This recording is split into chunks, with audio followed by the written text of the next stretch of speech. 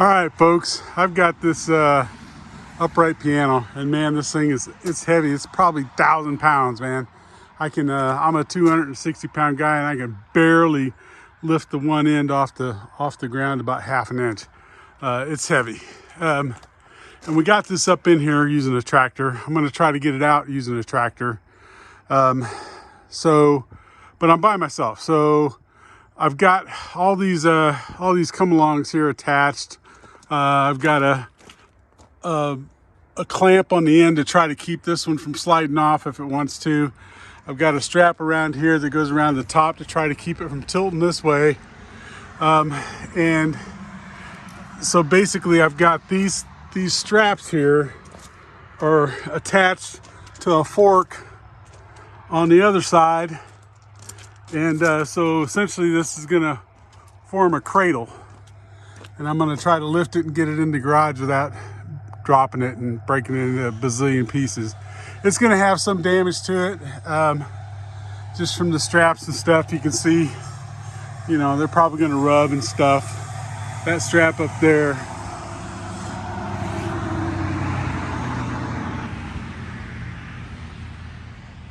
this hook right here is right on the corner. I'm just not gonna mess with it.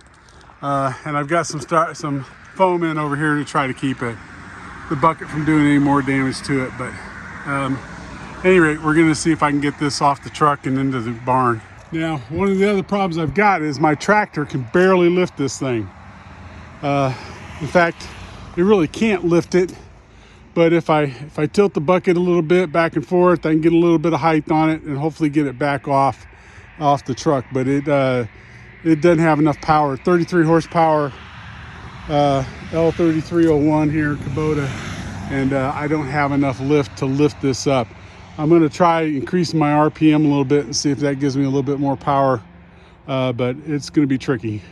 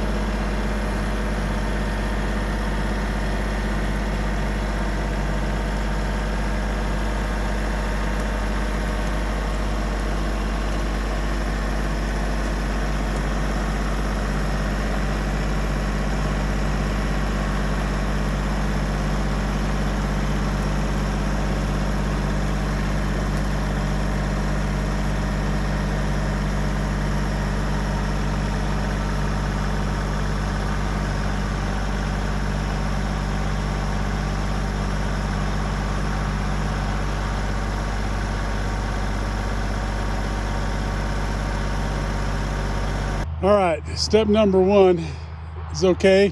Man, the back end of the tractor is really tippy. So I'm gonna try to get this thing around over here to the back of the barn on the other side.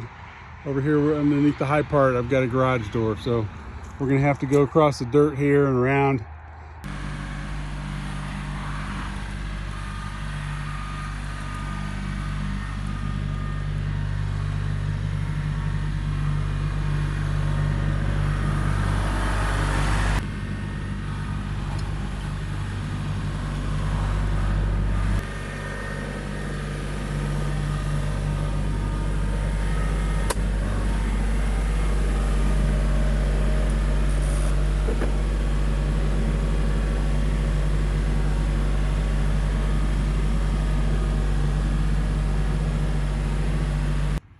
Ta-da!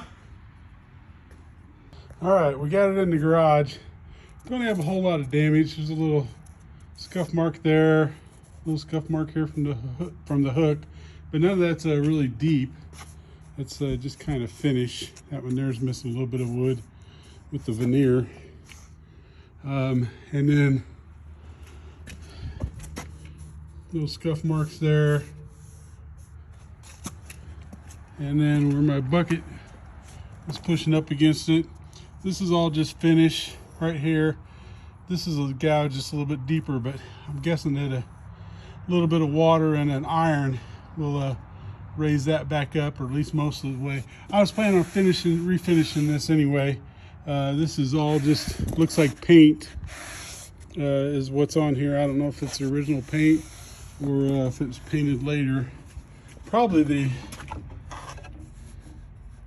might be the original paint, or it might be painted later, because I don't think that this is painted. I think this is stained. So some of it looks like it might be painted, some of it looks like it might be stained. Underneath there looks like stain, not paint. So some of the original stickers would seem to indicate that the paint was applied later. This here is stained, but you can see here this is painted. So again, I don't know enough about pianos to know what they would have done back in the day, but again, I don't think this here I think was here before I moved it. You can see an old hinge repair here.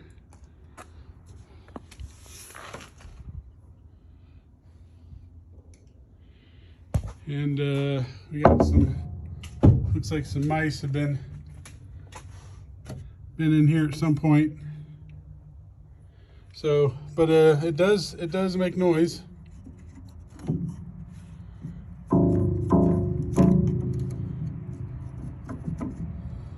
Some of them do.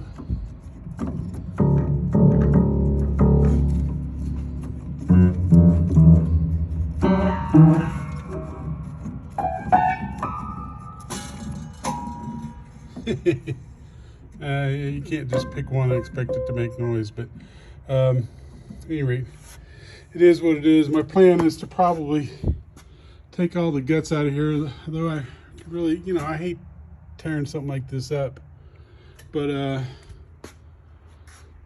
you know, it was free, and I'll probably turn it into maybe a cabinet, liquor cabinet or something. Maybe put some bar glass holders up here on the top, and then make a flat spot here for the putting some bottles, maybe some shelves down here on the bottom for the same sort of thing. Leave this out as far as it comes out. I do have two more pieces for it. There's a piece that fits over here, the soundboard cover, and another piece that fits I think right here where you can see this dust mark was. That just kind of were loose. I don't know. You can tell that it's been in and out of here a bunch of different times. There's a groove right here for it to go into, but you can see that this is all chewed up here. I don't know if my camera will adjust to light there for this one, but same sort of thing on this side.